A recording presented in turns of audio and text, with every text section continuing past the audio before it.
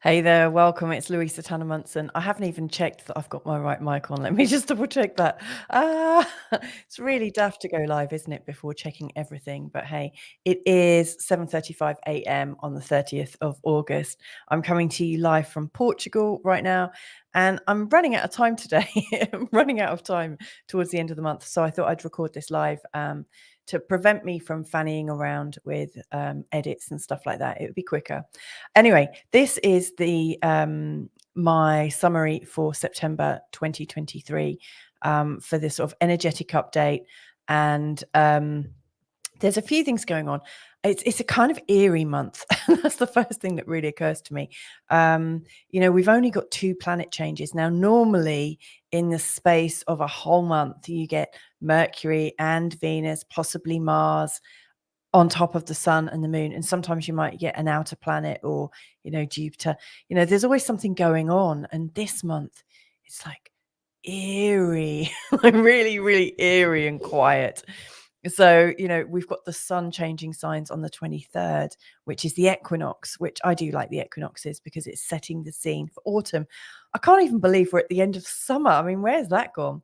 And obviously the moon is changing signs every couple of days, but, it just feels a little bit eerie.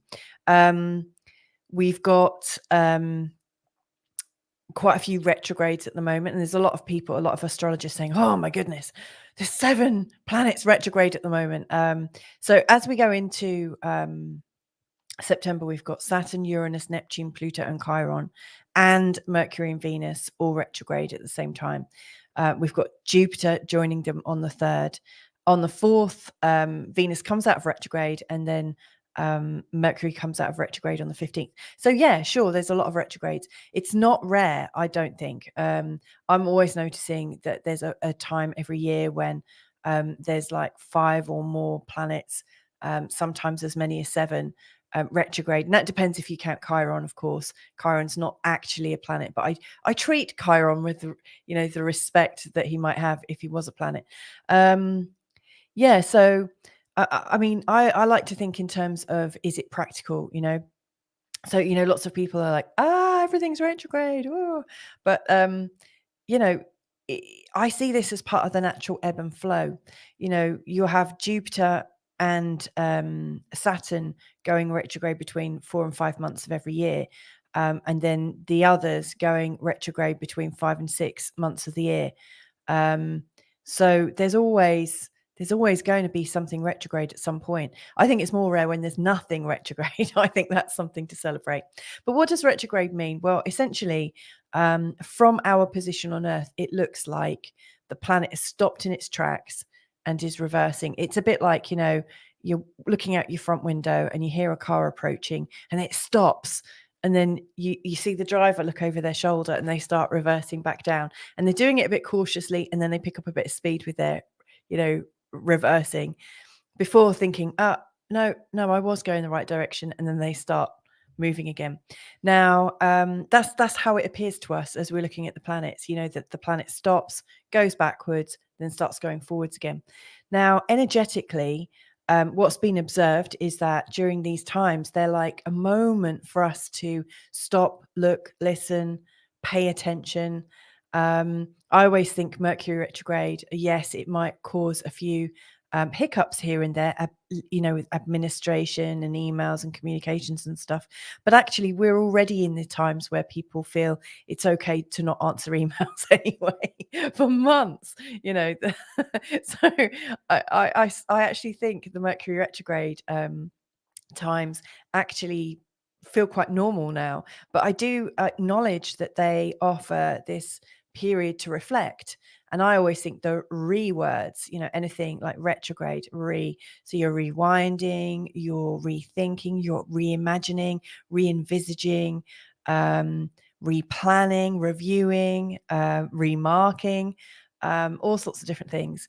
It's quite special. I like these resets, these opportunities to just take a step out. It's almost like if we had a timeline in front of us that represented our life. Now, sorry, mine is in front of me. A lot of people have a straight ahead timeline. If you're into NLP, that is neuro linguistic programming, and timeline therapy, which I do. But it's like you step off your life for a moment and then you can see the full entirety of it. You can look back, you can look forwards, and really get a good sense of where you're going. Now, with Venus retrograde, obviously I've recorded loads on that. Just check out the Venus playlist. I'm halfway through all of the promised material that I said I was going to do. I said I was going to do a recording about Venus or love in astrology, one a day.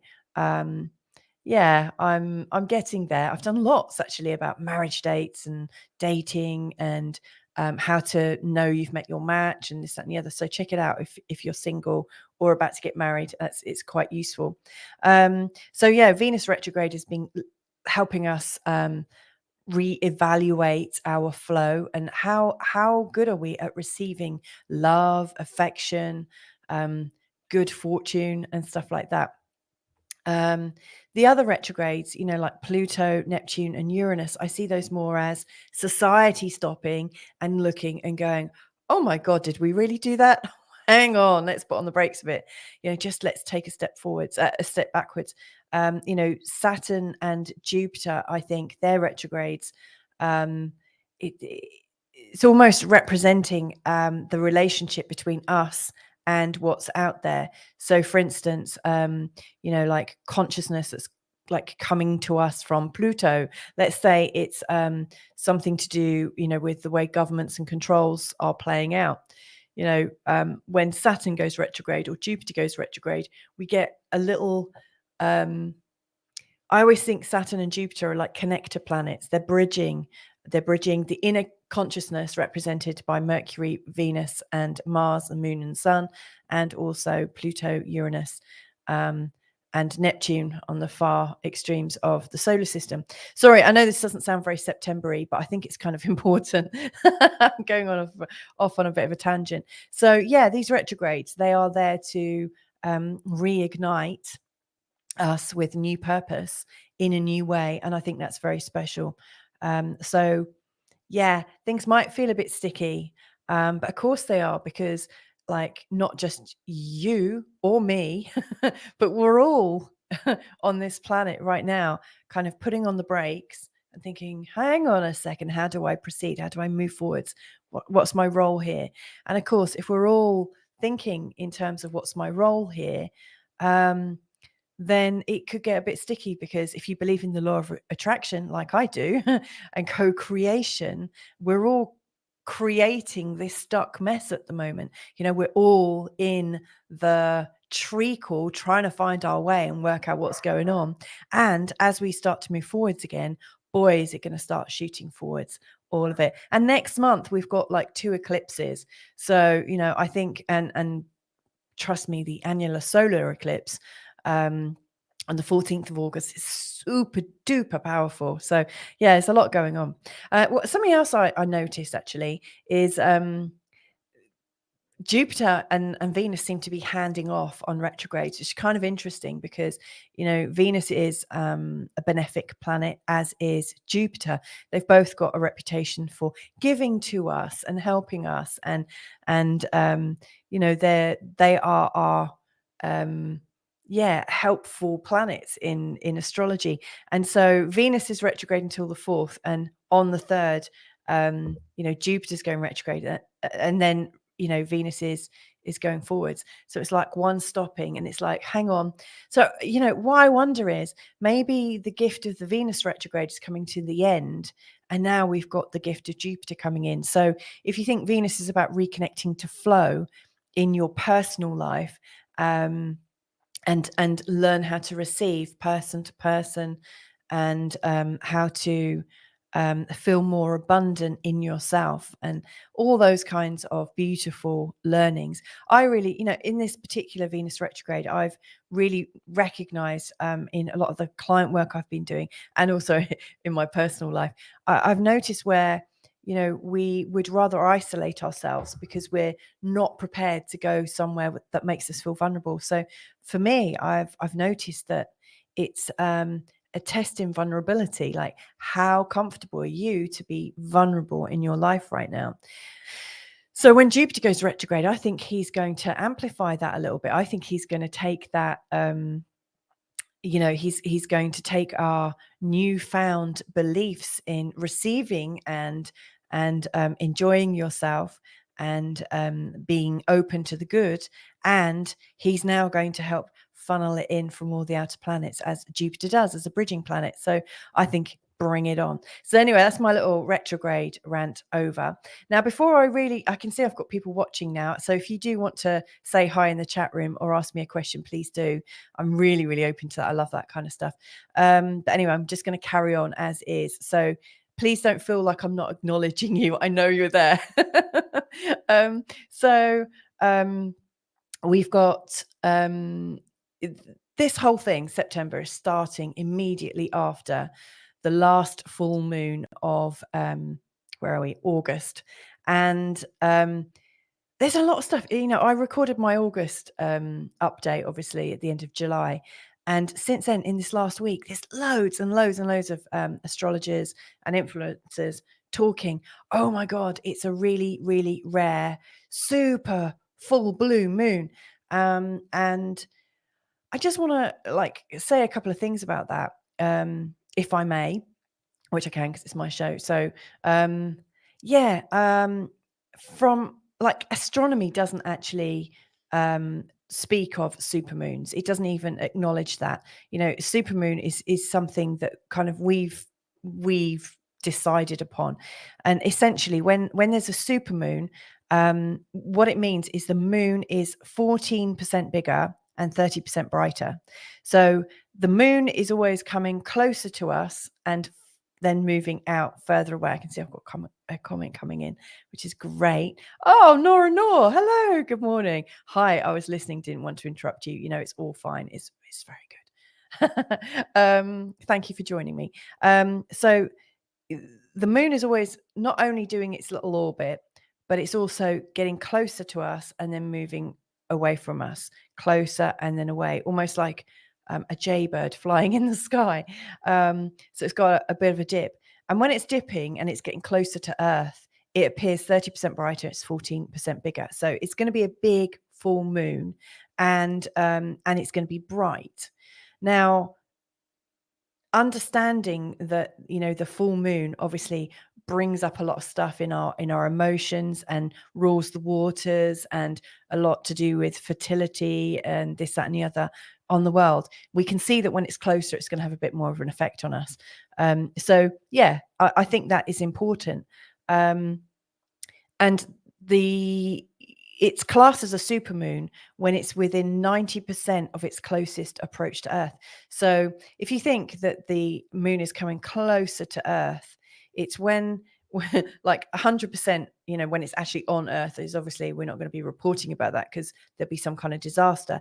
But after it gets 90% on its closest approach to Earth, that's when it gets classed as a supermoon. They're not exactly rare. We've got 3 super new moons next year. The last full moon at the beginning of August was also a supermoon. So obviously the moon's near the absolute peak of the perigee. That's what it's called, the perigee. There's going to be a couple of supermoons. But it's a continuous phase, and we got the micromoon at the other end, when it's the furthest away. So they are important. I really struggle with the whole blue moon idea. I really do. Is it special that there's a second full moon in a month? I think that's, I don't want to piss on anyone's chips. I really don't. But I don't really see the specialness of it. That's just my opinion. And feel free to shoot me down if you want to. But for me, what I see is like the dates and our calendar are just preset. They've been organized by people outside of our control who have said, right, this is what we call a month. And of course, if the moon has got a cycle, an orbit of 28 to 29 days, and we've got a 31-day month, we've got a statistically higher chance of having 2 full moons. So find me a blue moon in February in a month of 28 days, and I'll be super impressed. That really, truly is rare. But is it rare?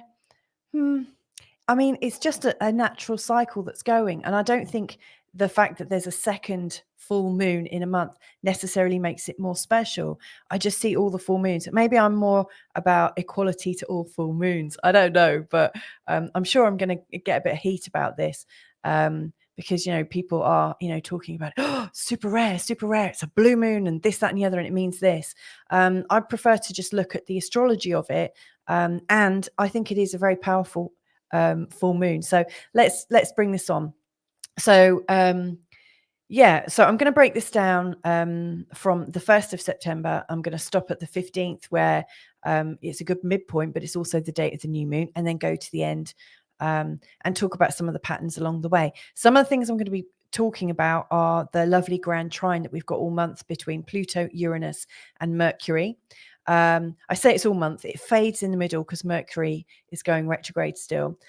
But then it's completed again with the sun and the moon and the new moon energy. So we've got this Pluto and Uranus trine, and then we've got different entities, different planetary bodies filling in the third corner of the triangle. So it's a very, very, and it's all in earth signs. So that's very creator, and it's very grounded, and it's very transforming. If you think Pluto's all about transformation, Uranus is all about change and initiating change and spontaneity. And I love Uranus and Pluto so much. They bring about so much of a change in consciousness. Of course, Neptune is a sextile to both of those. So it's actually a kite that we've got pretty much all month. That is just changing itself slightly. So I am going to be kind of following that, because I think it's really giving us the architecture for the month ahead. We've also got a lovely trine between Venus and Chiron all month. Like just all month. It's just like completely all month, and it's great. It's really healing. It's really gentle. It's very feminine. It's really allowing us to, I think, become aware of what we're holding on to on our shoulders, all the weight that we've had on, and it's helping us to like shrug it off. And it's just the right time for that. We've also got Venus and Juno in a conjunction. I don't know if you'll know or use Juno, but Juno, I love her. Juno is the asteroid to do with dedication and commitment and higher love. And also she's a bit saucy. She's a bit of a sex pot as well. But Venus and Juno are together. And, if you are interested in love and marriage and stuff like that, then please do, once again, check out that playlist about Venus, because there's a lot about Juno in there, and she really features in there in the charts of married people meeting the love of your life and on the wedding day. So, if you're single or getting married, that is a must watch. Okay, let's bring up some charts then. Actually, before I do, I just want to share with you. Now, I use this this site a lot, and I really, really rate it. And I would really like to big them up as much as possible. So this is timeanddate.com, and timeanddate.com are fabulous. It's a great go-to place if you want to check out the moon phases. And it recognizes where in the world you are, and it will give it to you in your local time zone. So I can see the full moon tomorrow is on the 31st of August at 2:35 a.m. my time. But if you were to look in this is for Leiria in Portugal in 2003. So, you can look, and it will automatically adapt it for you, which is fantastic. It also tells you about the different moon events. So yes, you can see the super new moon was earlier this year in January. We had a super full moon on the 1st of August, and we've got tomorrow's super full moon. It's interesting. If you do want to know more about super full moons, you can click here, and obviously it will take you straight onto something that's quite useful. But I also like this because you've got information about the eclipses. And again, you can, and this is interesting for next month in particular, but you can find out what you're going to see according to where you are in the world, who's going to see it, what's the time of the maximum eclipse. So this is all very useful information. It's also got about the season changes, and it goes up it goes on for years and years and years. And something else that's quite useful is a date-to-date calendar. If you're trying to, I've been doing some investigation for a client who has noticed that they have some kind of near fatal miss every 20 years and was wondering about the Jupiter and Saturn cycle, which they go into a conjunction every 20 years. And so I've been doing a little bit of investigation and working out the difference between the time of the conjunction and the time of the near fatal misses, and looking at the time difference, so I can help predict her, because she's, this happened 3 times, and she's very concerned about a 4th time because she's a lot older now, and so I'm trying to help her predict when she might need to pay a little bit more attention. So all of these are really, really good good little tips. I also use the International Meeting Planner as well a lot when I'm arranging client work. So it's all very good. A very, very brilliant website, and very, very handy, I think, for people who are absolutely interested in astrology and want to track the moon, etc. I just want to say hello to Jackie, who's watching as well. And Nora is saying, yes, I've heard a lot about the full moon and also meeting someone. Interesting. Yeah, have a look at the Venus playlist. Have you had a look at that yet, Nora? So let's bring up the charts for this month. I just need to share my screen again. So I'm just going to quickly start with the second full moon of August, which is tomorrow. Let's just check I'm sharing that because I wasn't. There we go. Because one of the things that I think is important, like this is obviously starting us into the next period of time, and it's a very, very strong full moon. My astrologer friend Alexandra Jowett from Jupiter Returns, she sent me this amazing meme of a nun, like with a ruler, like smacking somebody's hand with it, which I think really is like the full moon in Pisces with Saturn right next to it. So you can see this packs some punch. Saturn in Pisces is really trying to regulate religion and spirituality and this, that, and the other. And with the moon there, it's really emphasized. So whereas the full moon in Pisces is usually very dreamy and quite lackadaisical, there's no rush, and it can be a bit weepy, quite emotional and stuff. Really, Saturn here is getting us to stand straight and pull our knickers, pull our big girl knickers up and stuff like that. So, we are being challenged to really pay attention. Now, I always think with the full moon or the moon in Pisces in general, that there's a need for us to really watch our waters really, really quite strongly. And one of the things that I've been noticing a lot in my client work, where's my notes gone? God, I've lost my notes. Is that there's a lot of trapped emotion going on at the moment, which is why I'm so happy about, Venus in a conjunction with Juno, which is giving us dedication and love and care for ourselves. There's a lot of self-care cropping up at the moment in quite a big way. But there's also, where is it? Yeah, there's this lovely trine that's going on right now between Venus and Chiron. So this is really helping the self-care. But if you think, where are our emotions stored inside our body?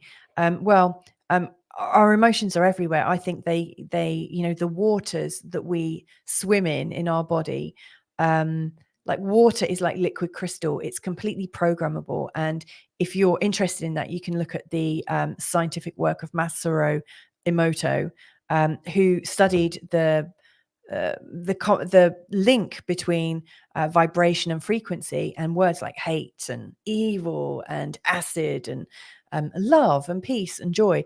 And noticed that when he infused each word with water and then froze them and then looked at them under a microscope, that the ice cubes had, like the ice and the water and the way the water could be seen, the structure of it was completely restructured. So anything with like love and joy and peace had a beautiful kind of snowflake picture, and then the words that were seeped with hate and derision and grief and things like that, they were really discordant, and they didn't look healthy at all. So if you think about the power of your emotions that you've had over the last 3 years in particular, but over the whole course of your life, um, I see Moon in Pisces, especially with Saturn here, it's kind of wrapping us over the hand and saying it's time. It's time to change the frequency in your waters. So it's not just about letting go of your emotions, but it's like, how can you also change the environment that you're swimming in? For instance, fish will kind of get on in the water. But the moment you are lowering their water in their tank, they start to fight. They start to get really snippy with each other, as any person who's had a fish tank will attest to. When you're changing the water, when you've changed the water and the water's cleaner, obviously the fish are happier, and um, and there's no fighting, there's like no infighting. Now, if you think about that in you, if you've been starved of water, if you haven't been drinking enough, all the muck is kind of almost amplified. Whereas when you're filtering all of your waters and all of your emotions with good, clean, structured water, you can change the vibration and the frequency of your internal waters just with intention and prayer and singing, with different words, like talking in terms of love rather than talking in terms of hate.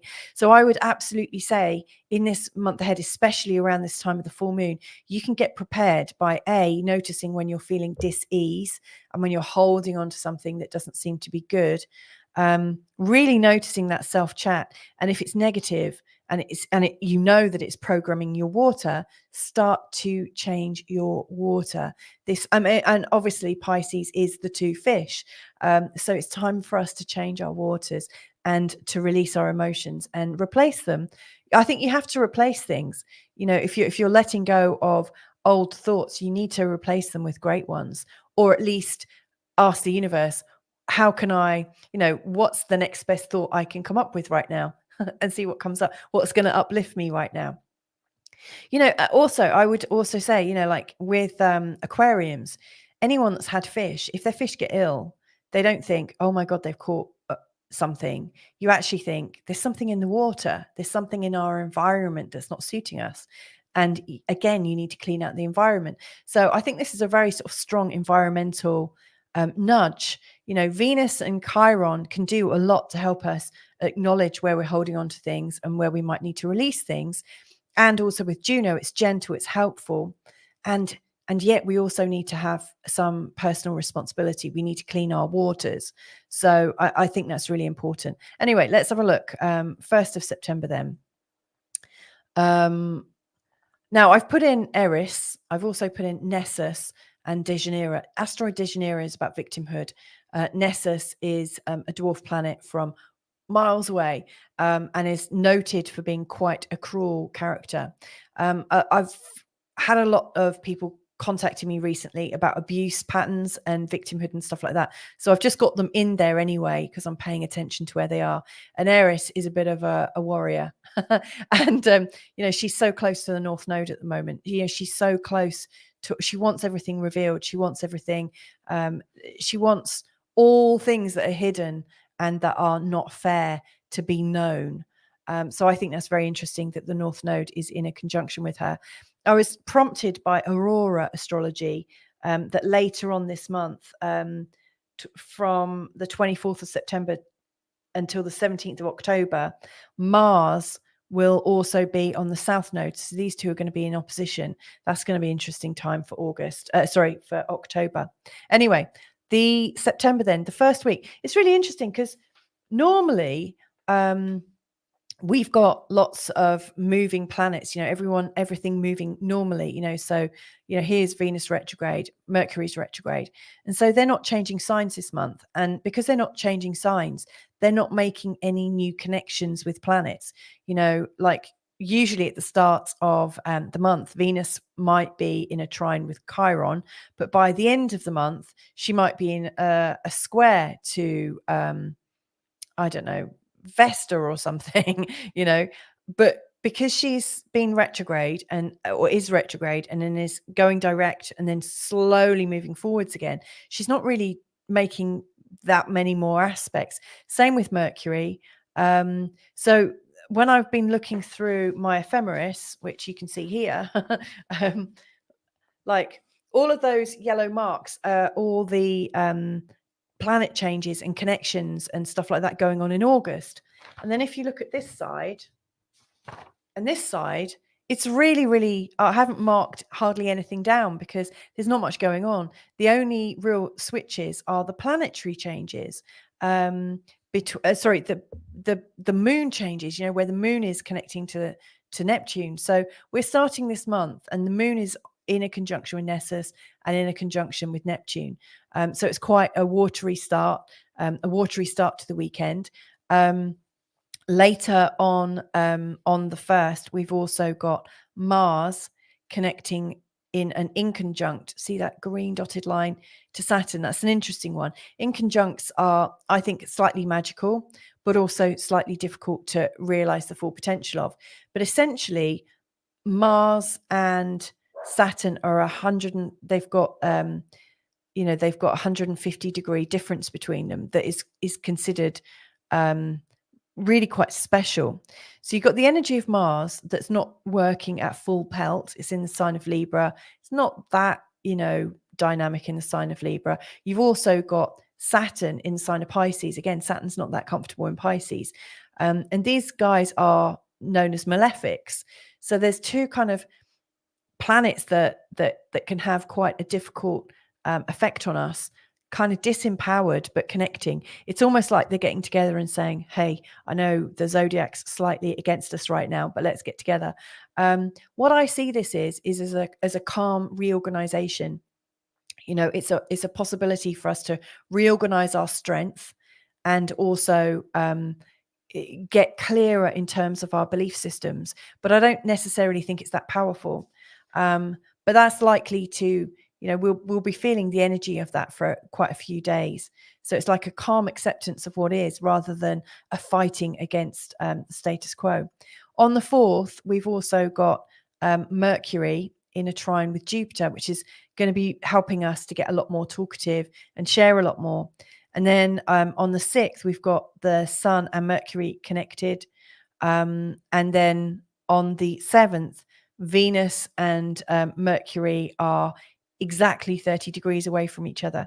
As this progresses through the course of the week, what I notice is that this is all about calm acceptance and talking more, connecting more, thinking more. It's very personal. It's almost like we're not so focused on the outer world, but we're so much more focused on what's going on internally. So I really think the full moon that's occurring on Friday, the super blue moon that I was speaking about earlier, I really think it's kind of stirred up a lot of stuff.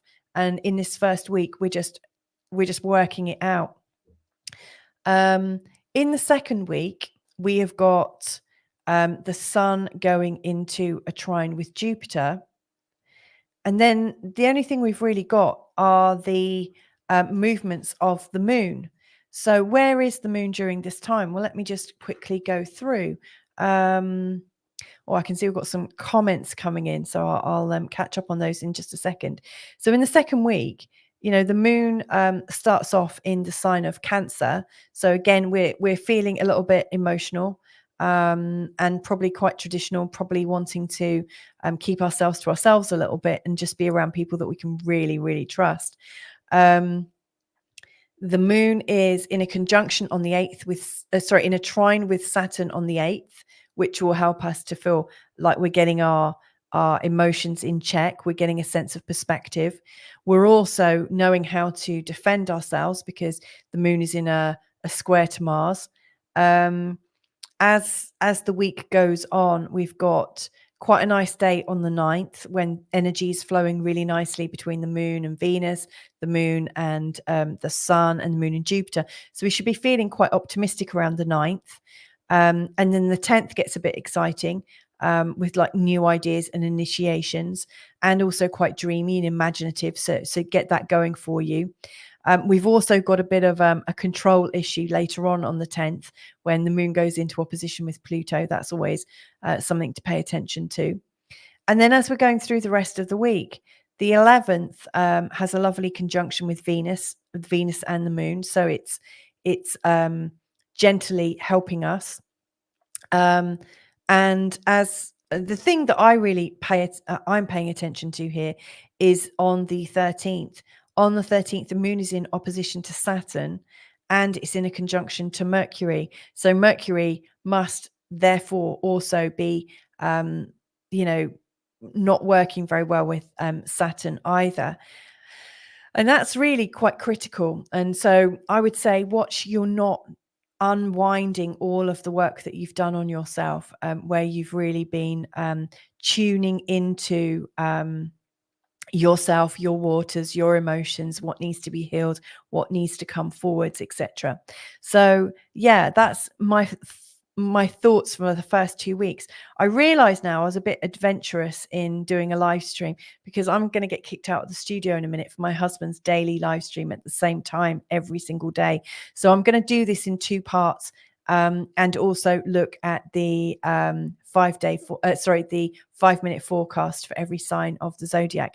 So whatever hasn't been covered will be covered a little bit later on, but I hope it's been interesting so far. Just before I go, I'm just going to say hello to some of the people that have been listening in. So Sarah saying late but catching it. Nora saying yes, heard a lot about that.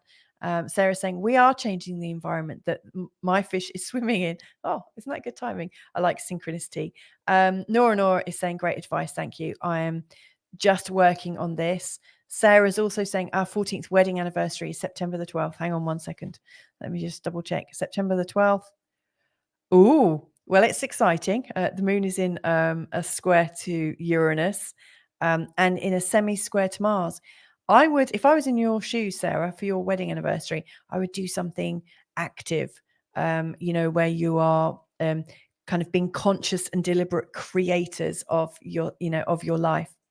And Nora is saying thank you. So anyway, I'm going to leave that there. I will come back with weeks 3 and 4 and also, the sign by sign breakdown for the month ahead. But thanks for watching so far. Bye for now.